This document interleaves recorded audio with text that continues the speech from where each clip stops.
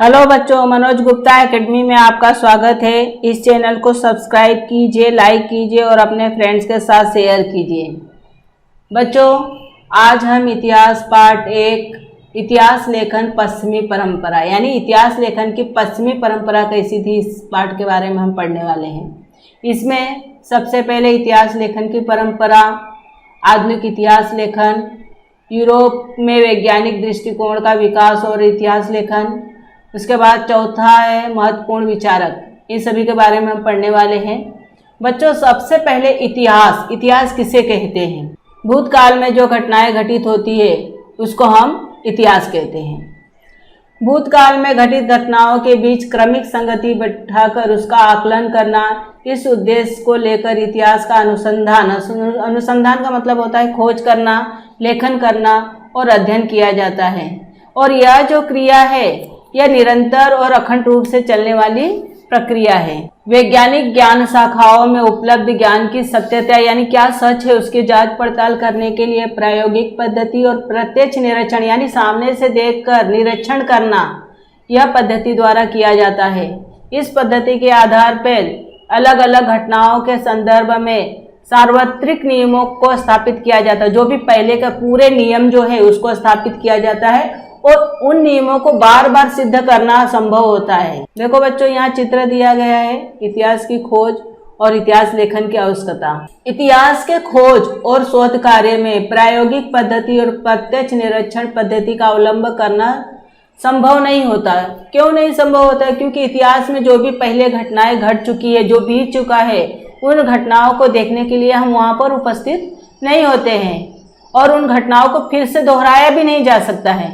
इसलिए सार्वत्रिक नियमों को स्थापित करना और इन नियमों को सिद्ध करना भी संभव नहीं होता है। देखो बच्चों, यहाँ चित्र दिया गया है प्रायोगिक पद्धति और प्रत्यक्ष निरीक्षण। वहाँ जाके खुद से देख के उसके बाद जो इतिहास लिखा जाता है उसको प्रत्यक्ष निरीक्षण पद्धति कहा जाता है। सबसे पहले ऐतिहासिक दस्तावेज लिखने के लिए जिस भाषा और लिपि का प्रयोग किया गया होगा, उस दस्तावेज का वाचन करने के लिए, उसका अर्थ समझने के लिए उस भाषा और लिपि को पढ़ सकने वाले विशेषज्ञ की आवश्यकता होती है। विशेषज्ञ यानी जिसको इतिहास का पूरी जानकारी हो, उसकी आवश्यकता होती है। क्योंकि इसमें क्या भाषा लिखी है, कैसी भाषा लिखी है, उसको पढ़ना और समझने आना चाहिए। उसकी लिपि क्या है, उसका अक्षर की बनावट क्या है, उसकी जानकारी होनी चाहिए। इसके बाद अक्षर की बनावट, क्या अक्षर का बनावट कैसे, गोल है कि लंबा है कि थोड़ा घुमावदार है। उसके अलावा उसके आकार प्रकार, लेखक की भाषा शैली का मतलब होता है तरीका,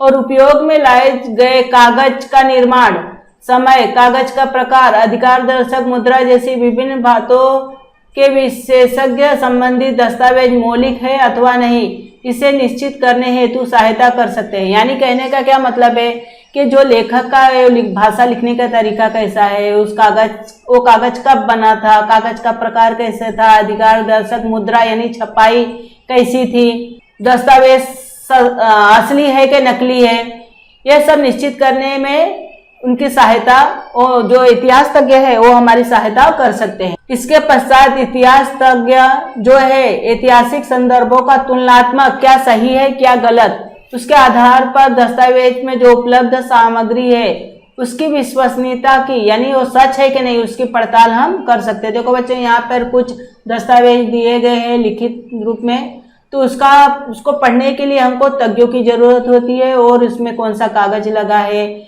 उसकी भाषा शैली कैसी है, उसका अक्षर का बनावट कैसी है, तो यह सभी चीज़ों का हमको तज्ञ जो इतिहास के तज्ञ होते हैं उसकी हमें ज़रूरत होती है। इतिहास के जानकार की ज़रूरत होती है जिसको इतिहास की जानकारी अच्छी तरह से हो। इतिहास के शोध कार्य में सहायता प्रदान करने के लिए बहुत सारी ज्ञान शाखाएं हैं। इतिहास खाली एक विषय नहीं है, इतिहास से संबंधित और कई विषय हैं। जैसे यहाँ पे पुरातत्व अभिलेखागार, देखो यहाँ पे एक चित्र दिया गया है पुरातत्व अभिलेखागार। उसके बाद हस्तलेख यानी हाथों का लेख, कैसे कैसे हाथों से लिखा गया है, हस्तलेख, पांडुलिपि का अध्ययन और पुराभिलेख, अक्षर आकार विज्ञान, भाषा रचना विज्ञान, मुद्रा विज्ञान यानी पैसे से संबंधित विज्ञान, वंशावली यानी एक पीढ़ी दो पीढ़ी उनके कैसे पीढ़े उसका अध्ययन, ये सभी का अध्ययन जो है इतिहास के क्षेत्र में हम कर सकते। इतिहास अनुसंधान की पद्धति। सबसे पहले उपलब्ध ऐतिहासिक जानकारी के संदर्भों में पड़ताल करना। जो भी ऐतिहासिक जानकारी है उसका किस संदर्भ में है उसकी जांच पड़ताल करना। उसके बाद ये ऐतिहासिक जानकारी का संकलन करना। जो भी ऐतिहासिक जानकारी है उसको एकत्र करना। ऐतिहासिक परिवर्तनों के लिए कारण बनी प्रक्रियाओं के स्वरूप और अधोरेखित करना, उसको अंडरलाइन करना और उसका तुलनात्मक विश्लेषण करना, क्या सही है क्या गलत है। विशिष्ट ऐतिहासिक घटना की उपलब्ध जानकारी के स्थान, कालात्मक संदर्भ तथा ऐतिहासिक अध्ययन पद्धति की विभिन्न अवधारणाओं वाली चौखटों का आकलन करना। जो भी इसमें घटना थी वो घटनाओं का स्थान, उसका कौन से काल में है, उसका ऐतिहासिक अध्ययन करना और उसकी जो अवधारणा है उसका आकलन करना, यानी समझना। आकलन करने का मतलब होता है समझना। ऐतिहासिक संदर्भों के साथ संबंधित उचित प्रश्नों की प्रस्तुति करना। जो भी ऐतिहासिक संदर्भ हमारे पास एकत्रित, जो भी जानकारी एकत्रित हुई उसको उचित प्रश्नों द्वारा प्रस्तुति करना, यानी प्रश्न पूछ के करना। संभावित परिकल्पनाएं प्रस्तुत करना। ऐतिहासिक साधनों का विश्लेषणात्मक अनुसंधान करना, उसका विश्लेषण करके उसका अनुसंधान यानी खोज करना। इतिहास लेखन की परंपरा। इतिहास में उपलब्ध प्रमाणों का अध्ययन पूर्वक अनुसंधान कर भूतकाल की घटित घटनाओं की प्रस्तुति अथवा संरचना किस प्रकार की जाती है हमने देखा। अब तक हमने देखा कि कैसे कैसे खोज की जाती, कैसे उसकी प्रस्तुति और कैसे इतिहास लिखा जाता है। इतिहास की इस प्रकार की प्रस्तुति और संरचना करने की लेखन पद्धति को इतिहास लेखन कहते हैं। इतिहास लेखन किसे कहते हैं यहाँ पे दिया गया है कि इतिहास की इस प्रकार की प्रस्तुति यानी खोज करना, उसका जांच पड़ताल करना, उस सही है कि नहीं है, प्रश्न द्वारा पूछ के करना, ये सभी के द्वारा जो इतिहास लिखा जाता है उसको इतिहास लेखन कहते हैं। तथा इतिहास के इस प्रकार के अध्ययन पूर्ण प्रस्तुति और संरचना करने वाले अनुसंधान यानी जो खोज करने वाले रहते हैं, जो इतिहास लिखते हैं उसको इतिहासकार कहते हैं। इतिहासकार का मतलब होता है इतिहास लिखने वाला और इतिहास लेखन का मतलब होता है इतिहास लिखना। इतिहास की प्रस्तुति अथवा संरचना करते समय इतिहासकार के लिए भूतकाल में घटित प्रत्येक घटना का उल्लेख करना और उसका बोध करना संभव नहीं होता। क्यों नहीं संभव होता? क्योंकि वो घटना बहुत पहले ही घट चुकी होती है। इतिहास लेखन करते समय इतिहासकार किन घटनाओं का चुनाव करता है, यह इस बात पर निर्भर करता है कि इतिहासकार पाठकों तक क्या ले जाना चाहता है।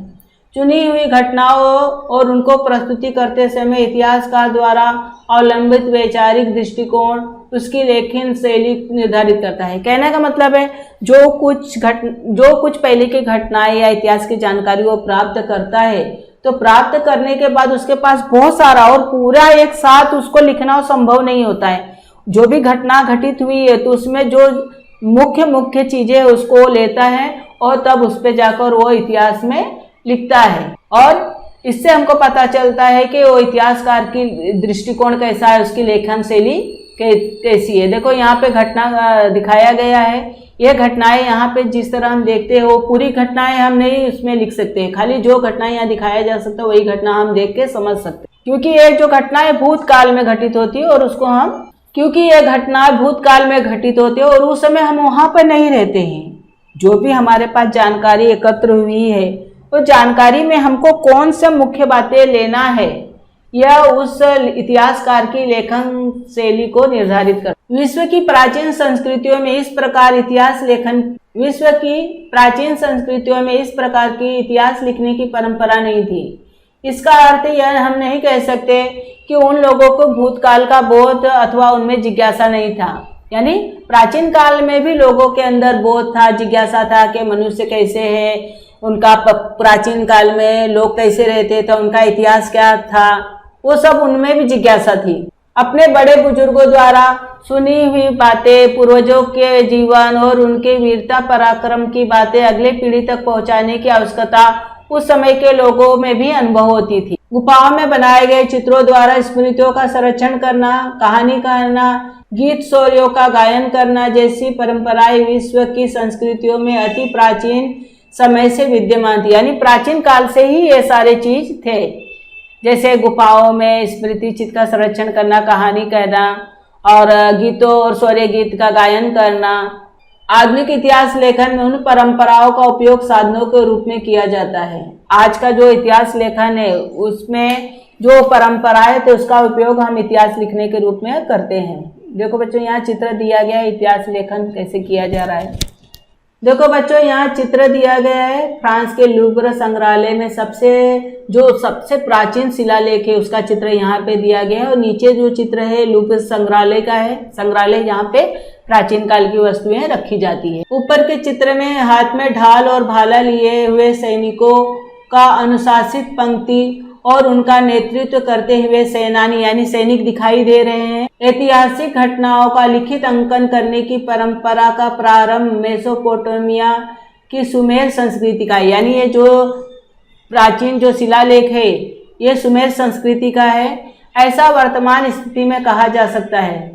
सुमेर साम्राज्य के राजाओं और उनके बीच में जो संघर्ष हुई, जो लड़ाई हुई, उसकी कहानियों का वर्णन उस समय का तात्कालीन यानी उस समय के शिलालेख में संरक्षित रखा गया है। इसको देखकर हमें पता चलता है कि दो राजाओं के बीच में लड़ाई हो रही है। उनमें सबसे अति प्राचीन शिलालेख लगभग 4500 वर्ष प्राचीन है। शिलालेख में सुमेर के उस समय के दो राजाओं के बीच में युद्ध का अंकन हुआ है। इस समय यह शिलालेख फ्रांस के विश्वविख्यात लूव्र संग्रहालय में रखा गया है। देखो बच्चों, यहाँ चित्र दिया गया है। आधुनिक इतिहास लेखन। आधुनिक इतिहास लेखन पद्धति की 4 प्रमुख विशेषताएं पाई जाती है। सबसे पहली पद्धति है, यह पद्धति वैज्ञानिक पद्धति है। इसका प्रारंभ उचित प्रश्नों के प्रस्तुति के साथ होता है। यानी इसमें क्या है, ये जो इतिहास लेखन की पद्धति जो है एक प्रकार की वैज्ञानिक पद्धति है और इसमें प्रश्न पूछ के इसकी शुरुआत की जाती है। दूसरा, ये जो प्रश्न पूछा जाता है ये मानव केंद्रित यानी मानव से जुड़े हुए होते हैं। अर्थात यह प्रश्न भूतकालीन विभिन्न मानवीय समाज के सदस्यों द्वारा विशिष्ट कालावधि में किए गए कार्य व्यापारों से संबंधित होते हैं। इतिहास में उन कार्य व्यापारों का संबंध देवी देवताओं अथवा कथा कहानियों के साथ जोड़ने का प्रयास नहीं किया जाता। यानी ये मानव से संबंधित है, इसमें कोई मिथक चीज नहीं होती है। यानी देवी देवताओं से संबंधित झूठी बातें इसमें नहीं होती। जो भी बातें होती है वो सत्य होती है और मानव से, क्योंकि मानव ने क्या क्या किया इसके बारे में यह संबंधित होता है। तीसरा, उन प्रश्नों के इतिहास में दिए गए उत्तरों को विश्वसनीय प्रमाणों का आधार प्राप्त रहता है। जो ये प्रश्न पूछा जाता है इसका उत्तर जो रहता है वो विश्वसनीय प्रमाण के आधार पर रहता है और इसमें जो प्रस्तुति की जा रही थी उसमें तर्कपूर्ण होता है। ये सही है कि ये सही है, जो सही है उसको लिया जाता है और एक क्रम से रहता है, उसमें दोनों में तालमेल बैठाने वाला रहना चाहिए, ऐसा अलग नहीं होना चाहिए। चौथा है, भूतकाल में मानव समाज द्वारा किए गए कार्य व्यापारों के आधार पर इतिहास में मानव समाज की प्रगति का अनुमान किया जाता है। यानी इसमें यह बताया गया है कि जो पहले का समाज था उनका कैसे कैसे कार्य व्यापार हुआ, पहले का समाज क्या था, उसकी तुलना में आज के मानव समाज की धीरे धीरे प्रगति होती गई, यह अनुमान किया जाता है। जैसे आदि मानव कैसे थे, फिर मध्यकाल में कैसे थे और आज के काल के मानव, उनमें क्या है, उनकी प्रगति का अनुमान किया जाता है। ऐसा नहीं है कि जो पहले के काल में था वो आज भी वैसा। उपर्युक्त विशेषताओं से युक्त आधुनिक इतिहास लेखन की परंपरा के बीच प्राचीन ग्रीक अर्थात यूनानी इतिहासकारों के लेखन में पाया जाता है, ऐसा हम मानते हैं। हिस्ट्री शब्द जो है ग्रीक भाषा का शब्द है। ईसा पूर्व 5वीं शताब्दी में हीरोडोटस नामक ग्रीक इतिहासकार था। देखो बच्चों, यहाँ चित्र दिया गया हीरोडोटस का। ग्रीक इतिहासकार हीरोडोटस ने हिस्ट्री शब्द का सबसे पहले प्रयोग अपने द हिस्ट्री ग्रंथ के शीर्षक में किया। देखो बच्चों, यह जो ग्रंथ है द हिस्ट्री ग्रंथ है, इसको हीरोडोटस ने, जो पहले इतिहासकार थे, उन्होंने इस ग्रंथ को लिखा। यूरोप में हुए वैज्ञानिक दृष्टिकोण का विकास और इतिहास लेखन। 18वीं शताब्दी तक यूरोप में दर्शन यानी कि दर्शन का मतलब होता है जो अलग अलग विचारक है, जो समाज सुधारक है, उनके बारे में और वैज्ञानिक क्षेत्रों में उल्लेखनीय प्रगति हुई, यानी बहुत ज़्यादा प्रगति हुई। वैज्ञानिक पद्धति का उपयोग करते हुए सामाजिक और ऐतिहासिक यथार्थों का अध्ययन करना संभव हुआ। इससे क्या हुआ कि उस समय का जो सामाजिक और ऐतिहासिक जो सत्य बातें हैं, वास्तविक बातों का हम अध्ययन कर सकते हैं, करना जो है संभव हुआ। यह विश्वास विचारकों को होने लगा। आगामी समय में यूरोप, अमेरिका में इतिहास और इतिहास लेखन जैसे विषयों पर बहुत सारा विचार मंथन हुआ, यानी बहुत सारे विचार किया गया, चर्चा किया गया। फलस्वरूप इतिहास लेखन में वस्तुनिष्ठता यानी जो सत्य है, वस्तुनिष्ठता का मतलब होता है जो सत्य बात है उसको महत्व प्राप्त हुआ। यानी इतिहास में जो कुछ लिखा होता है वो सत्य के आधार पर होना चाहिए, इसमें किसी प्रकार की झूठी बातें नहीं होनी चाहिए। 18वीं शताब्दी से पूर्व यूरोप के विश्वविद्यालय में 18वीं शताब्दी के पूर्व यूरोप के विश्वविद्यालय में सर्वत्र ईश्वर संबंधी विचार विमर्श करना और उस संबंध में दर्शन जैसे विषयों को ही अधिक महत्व दिया गया था। परंतु इस स्थिति में धीरे धीरे परिवर्तन होने लगा। यानी यहाँ पे बताया गया है कि 18वीं शताब्दी में जो यूरोप का विश्वविद्यालय, जहाँ ऊपर देखो बच्चों यूरोप का विश्वविद्यालय है, इसमें सिर्फ ईश्वर संबंधी विचार विमर्श किया जाता था और दर्शन जैसे शब्दों को महत्व दिया जाता था। लेकिन बाद में यह जो स्थिति है इसमें धीरे धीरे बदलाव आने लगा। 1737 ईस्वी में जर्मनी के गोटिंगेन विश्वविद्यालय की स्थापना हुई। देखो बच्चों नीचे जो विश्वविद्यालय है जर्मनी के गोटिंगेन विश्वविद्यालय है, इसकी स्थापना की गई और इस विश्वविद्यालय में पहली बार इतिहास विषय को स्वतंत्र यानी अलग से स्थान दिया गया। इसके पश्चात जर्मनी के अन्य विश्वविद्यालय भी इतिहास के अध्ययन केंद्र बने, यानी इतिहास के बारे में यहाँ पर भी अध्ययन किया जाने लगा। इस पाठ का अगला भाग हम नेक्स्ट वीडियो में देखेंगे।